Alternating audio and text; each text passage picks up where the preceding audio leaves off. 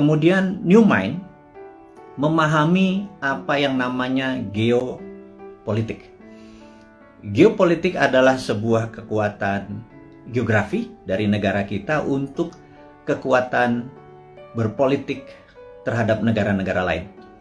Jadi saat ini misalnya kekuatan geografi kita untuk politik untuk menekan Singapura, menekan ASEAN, menjadi kekuatan di tengah, memanfaatkan Selat Malaka untuk keuntungan ekonomi, saat ini tidak dilakukan selama 20 tahun pemerintahan yang ada.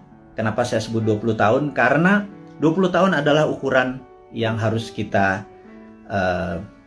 patokkan. Jadi Dubai dibangun dalam 20 tahun, Beijing dibangun 20 tahun, Tiongkok, kemudian banyak negara yang dalam 20 tahun menjadi negara besar. Jadi kita tanya sekali lagi, Ibu Mega, alhamdulillah Anda sudah 3 tahun menjabat sebagai presiden ke-5, kemudian Pak SBY selama 10 tahun, terima kasih Anda sudah 10 tahun membawa negara ini. Kemudian terakhir adalah saat ini Pak Jokowi dengan 7 tahun, jadi total sudah 20 tahun. Pertanyaan dari kaum New Mind kepada Anda semua yang kami menganggap tidak berbeda haluan ekonominya, kita bicara ekonomi dulu ya, adalah tidak berhasil membawa Indonesia untuk menjadi negara superpower. Dan kemudian tahun 2024 ada 3 informasi yang kita bisa share. Nomor 1 adalah ada isu bahwa akan diperpanjang 3 masa jabatan. Jadi incumbent bisa men-challenge lagi dirinya. Dan di sini saya ragu apakah nanti tahun 2024 Anda menang juga gitu ya. Tapi nggak apa-apa, itu adalah fair fight. Jadi kalau kita nih kaum New Mind mendadak nanti challenge-nya dengan incumbent, mungkin menarik karena kita menang atau kalah pun dari yang the best gitu ya. Kemudian ada isu kedua yaitu tidak 3 kali masa jabatan tetapi ditambah 3 tahun.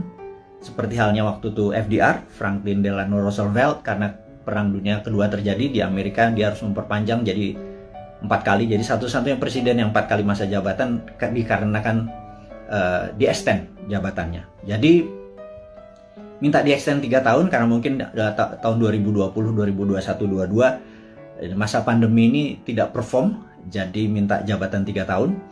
Dan baik itu jabatan 3 tahun ditambah, walaupun nanti 5 tahun lagi, 5 tahun lagi, atau 3 kali masa jabatan, itu keduanya harus MPR putuskan dan DPR. Jadi saya yakin Anda bisa lakukan karena DPR saat ini sudah Anda kuasai, ditambah PAN bergabung, jadi udah 82% suara Anda.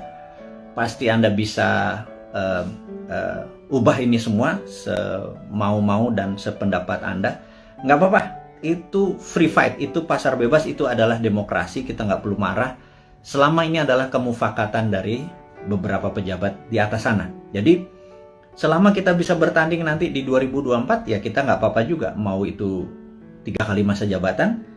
Tapi ya kalau diperpanjang 3 tahun itu berbeda gitu ya. Kita akan bertemu di 2027 gitu ya. Nah, dengan masuknya PAN, kayaknya konstelasi politik bergeser. Apakah PAN masuk kabinet seperti informasi yang kita ketahui? Apakah Pak Zul masuk atau Mas Trisno Bahir masuk? Mungkin Menko Kesra, saya nggak tahu. Saya cuman mengira-ngira aja. Kemudian Pak Hadi, Panglima kita yang mendekati masa pensiun, apakah dia masuk kabinet? Atau penggantinya di Panglima bisa Pak Andika dari darat? Kalau ini merasa darat lagi, mungkin Angkatan Laut yang masuk, dan Pak Andika bisa juga digeser ke BIN. Apapun itu, tujuannya saya tahu bagaimana, atau kita tahu bagaimana membuat negara Indonesia ini berdaulat. Saya tidak menentang, atau kami New Mind tidak menentang. Yang jadi pertanyaan adalah apakah kalian bisa membuat negara Indonesia menjadi negara superpower di tahun 2045 atau 24 tahun dari sekarang. Jadi apapun itu, kita lihat langkahnya hanya menaikkan pajak, kemudian berhutang, dan membangun hal-hal yang menurut beberapa orang tidak produktif. Kalau jalan tol, infrastruktur, oke lah, walaupun dalam sebuah buku apa yang saya lupa, currency, saya nanti inform. Si Bolat ini dia menyatakan bahwa jangan mimpi membangun negara hanya bersandar pada infrastruktur, jadi harus holistik. Jadi ada infrastruktur statis, infrastruktur dinamis, dan saat ini dianggap hanya infrastruktur statis yang diam seperti jalan tol, jembatan, pelabuhan, dan lain sebagainya. Harusnya infrastruktur dinamis juga dibangun. Tapi ada hal yang menurut kami adalah hal yang tidak produktif, adalah membangun ibu kota pindah ke Penajam. Dan ini produktifnya di mana kita nggak tahu gitu ya.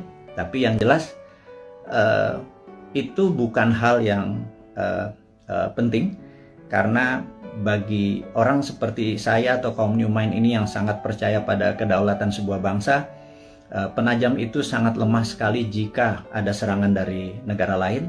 Karena sisi utara ada Malaysia, Sarawak, di mana pangkalan militer Malaysia terbesar adalah di utara Kalimantan, di Sarawak. Kalau menyerang Penajam kurang dari setengah jam, bawa bom pesawat pembom rata tanah, dan kita nggak punya perlindungan sama sekali. Jadi saya pikir membangun Penajam, membangun ibu kota, nomor satu adalah harusnya membangun pangkalan militer terlebih dahulu. Pangkalan angkatan lautnya digeser dulu, pangkalan angkatan udara digeser dulu, kemudian darat dan kepolisian harus dipersiapkan dulu, infrastruktur harus disiapkan dulu, baru ibu kotanya. Jangan dibangun gedungnya dulu. Begitu saya jadi presiden nanti tinggal dibom sama Malaysia, kan gerah kita. Jadi saya rasa sudahlah, jangan nanti jadi hambalang. Penajam itu lupakan. Ini saran dari New Mind.